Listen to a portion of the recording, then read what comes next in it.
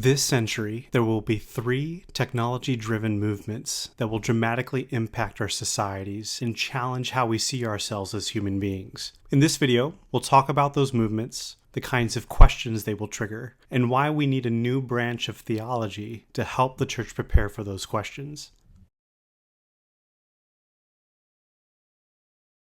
Hi. I'm Jordan Osier, a software engineer and an American evangelical Christian who's about to start a Master's of Divinity program at Regent University. I've been thinking about the topic of theology and artificial intelligence for a while now, and I feel it's time to raise a call to arms that inspires deeper Christian thinking in this area. The 3 movements the church needs to understand and prepare for are artificial general intelligence, artificial superintelligence, and transhumanism. Or in other words, machine becoming like man, man creating God from machine, and man becoming like machine. Artificial intelligence, or AI, is a technology and area of study all about giving computers the ability to do things that normally require human intelligence, like seeing, speaking, and making decisions. We've been able to create pretty impressive tools that we would consider narrow AI. AI that can do small sets of tasks just as well or even better than real humans. Some can crush us in board games like chess and Go. Some can more accurately diagnose cancer or detect fraud. Others can pass graduate level exams with ease. However, we're beginning to see signs that we'll soon be able to create AI that can do any task at the same level of performance as humans. That's called artificial general intelligence. The latest large language models like GPT-4 from OpenAI, Gemini from Google, Claude from Anthropic, and Llama 3 from Meta were created by iteratively learning from most of the text on the internet and perform remarkably well as junior programmers, well-rounded consultants, translators, writers, and poets. These models are quickly becoming multimodal, meaning that they're able to go beyond the text and take in images, audio, and video as input and output content in those forms. We're also seeing a race heating up between the robotics companies to build a robot that has the physical ability to do whatever humans can and benefit from the latest in AI models to do the right thing in the right context. One of those robotics companies, Figure One, has partnered with OpenAI to have the GPT-4 language model help drive the planning and behavior of their human-like machine. There's a lot of hype and fear about AGI at the moment. Folks deep into the hype are saying that we'll have AGI in 2 years. Many experts wouldn't be surprised if we reach it in a decade, and most experts believe it will happen within this century. My technologist gut tells me that it wouldn't be unreasonable to expect it by 2040. If a robot can do anything a human can do, that will obviously shake the foundations of our economy and society as it becomes cheaper to have robots do human jobs and fight armed conflicts. In that period of social change and unrest, it will be important for families, friends, and neighbors to look out for each other. As an American, I'm concerned that individualism, polarization, and digital isolation hasn't positioned us well to care for our neighbor. The church will need to play a significant role in supporting human connection and altruistic networks within local communities, and be prepared for the mental health crisis that will likely arise as people fall into depression as the self-worth they got from having a job is taken away. Now, the church is already equipped to help society through this kind of impact.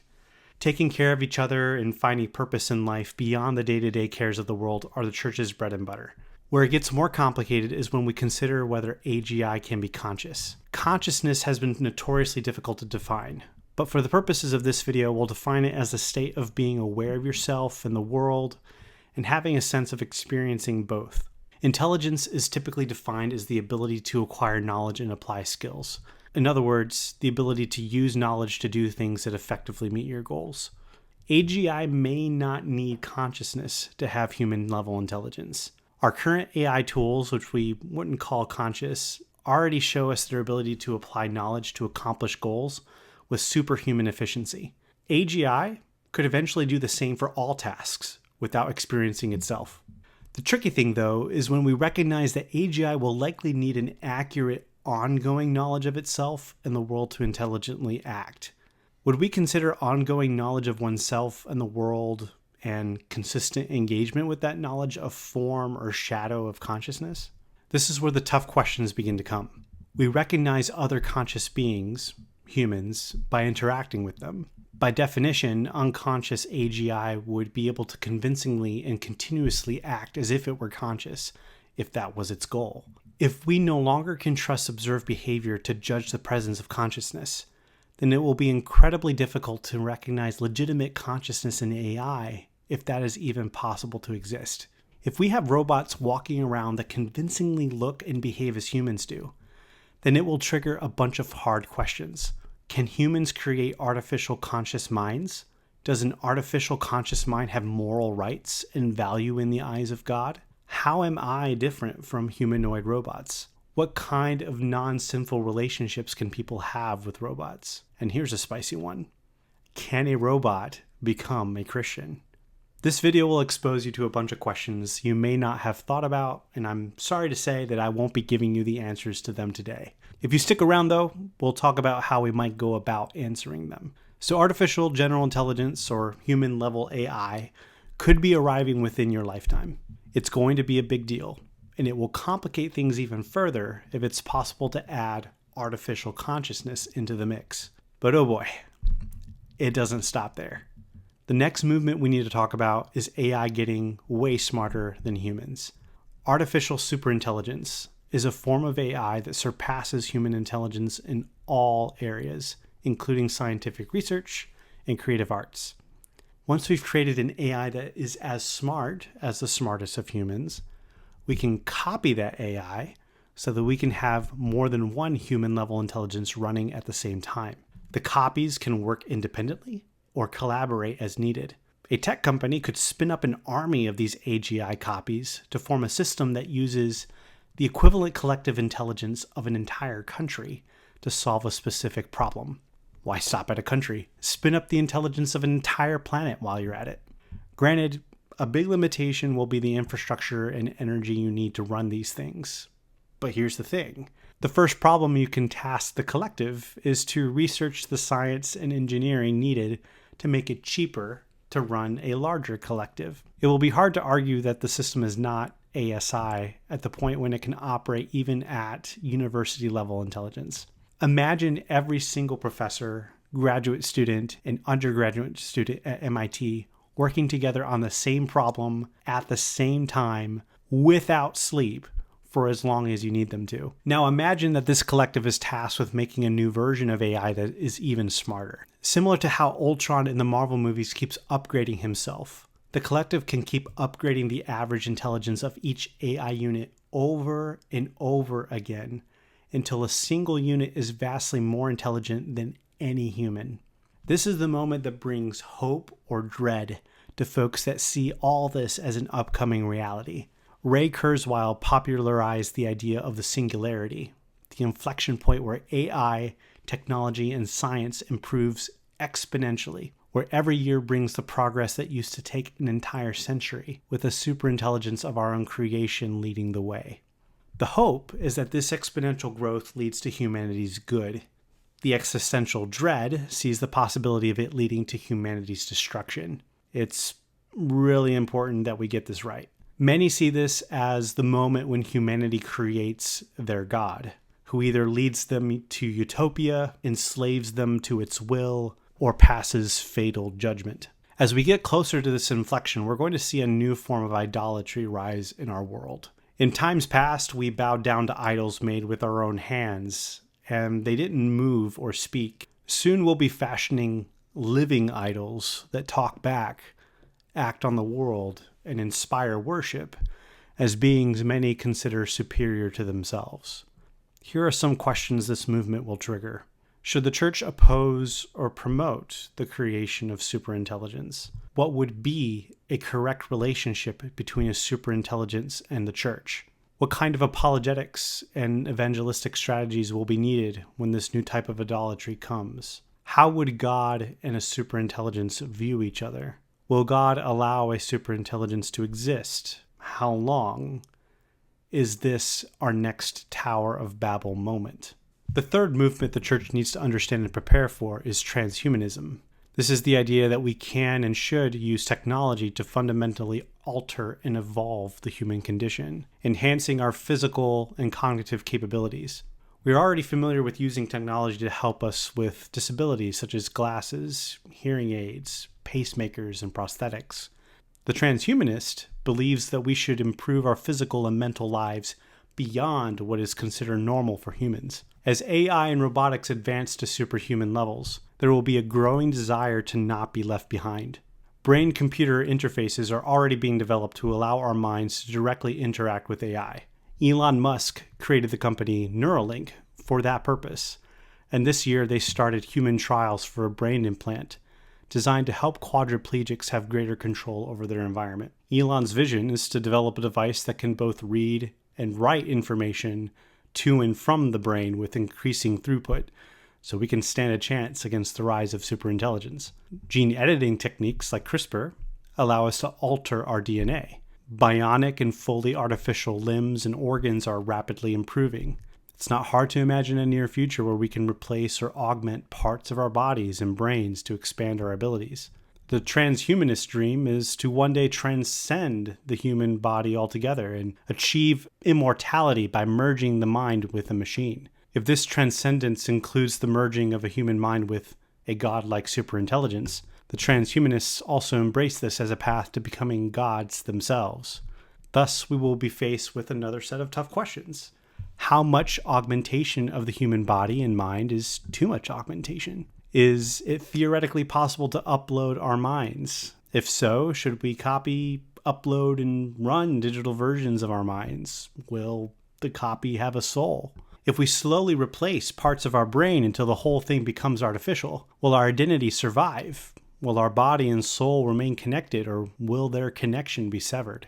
If there's a strong possibility of these movements gaining significant traction in the 21st century, then all of these questions are relevant and important to Christian life, evangelism, and the church's cultural influence. But as an American non-denominational evangelical, I haven't seen this stuff discussed much at all in the communities I've been in or among the Christian thought leaders I'm aware of, with the exception of John Lennox raising concerns about transhumanism. In case this observation is fairly representative throughout the Christian church across traditions and institutions, this video is meant to sound an alarm and call out the need to start seriously exploring these questions. If the church doesn't have good answers, then people will look elsewhere for them.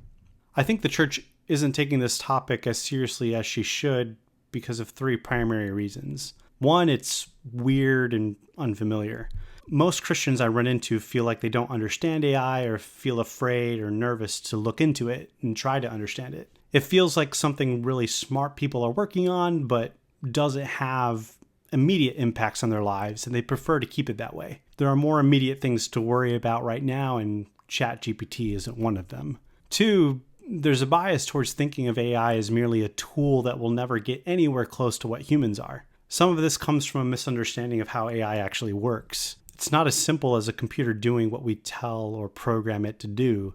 As a software engineer, I've made a career out of doing that. The state-of-the-art AI models do what they do because we've made them learn from data. After they're done learning and they start running, even the creators of the models can be surprised by what the model decides to do. Additionally, the "you are not a robot" mantra has been a common illustration of man's uniqueness as a free agent with an immaterial identity. Now, I also believe that humans are uniquely made in the image of God and have a special place in God's will for creation and history. However, I'm not sure that there has been much serious critical exploration into whether there are attributes of our image of Godness that are communicable, givable to beings that we create ourselves. Third, there's a general feeling that these movements won't be a big deal for a long time. I disagree. But even if I'm off by a century, this kind of sentiment reminds me of King Hezekiah's reaction to the prophecy of Judah's destruction. He considered the prophecy good news since it wouldn't happen in his lifetime. I've always considered that to be an odd reaction. Even if AGI doesn't happen in our lifetimes, I think we have a responsibility to our descendants to give them an inheritance of truth and wisdom that prepares them for what's to come. I know I'm grateful for the Christian thought leaders of our past that seemed to anticipate future issues and equipped us to think through them when the time came. I'm ecstatic that I've found at least one book published as recently as 7 months ago on the topic of AGI and theology. I've just now started to read it, but the preface to the book immediately resonated with me. With the rapid development of AI, the church needs to play catch-up as it tries to wrap its mind, spirit, and mission around an enterprise that we often resist: scientific advancement. The modern church can often be adverse to the projects of science, thus the ongoing religion-science debates.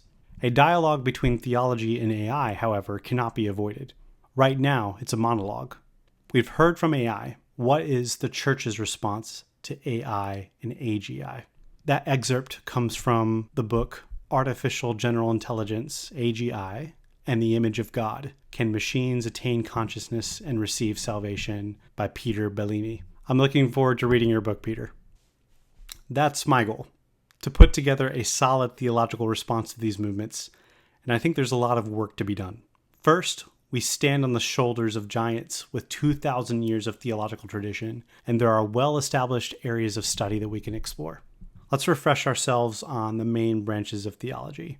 We have bibliology, the study of the nature and means of interpretation of the Bible; protology, the study of first things, such as the creation of the universe; theology proper, the study of God's attributes in relation to the world; Christology, the study of Jesus Christ, his nature, and the relationship between his humanity and divinity; Pneumatology, the study of the Holy Spirit; theological anthropology, the study of humanity and its relation to the divine; hamartiology, hope I pronounced that right, the study of sin; soteriology, the study of the nature and means of salvation; angelology, the study of angels; demonology, the study of demons; ecclesiology, the study of the Christian church, including how it's structured, its practices, and its role in the world; and eschatology, the study of last things or end times, including topics of death, the afterlife, the end of the world, and hope for the future.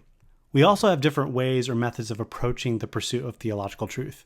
We have biblical theology, the study of what the Bible teaches; systematic theology, the effort of providing a rational, coherent, and orderly account of the Christian faith's doctrines; practical theology, that focuses on Christian life and church practices and their connection to theological belief; historical theology, that studies how Christian doctrine has been understood throughout church history; and philosophical theology, applying philosophical methods to theological issues. We can also take advantage of general revelation and common grace from God by studying creation and using our God-given reason. This is natural theology. We can leverage philosophical and scientific academic fields to help us understand the human mind and the potential for artificial ones. Those fields include psychology, the scientific study of the human mind and behavior; philosophy of mind, the nature of the mind and its relation to the body and the external world; neurology, the study of the nervous system; cognitive science, the study of how the brain processes information and experiences; neurotheology,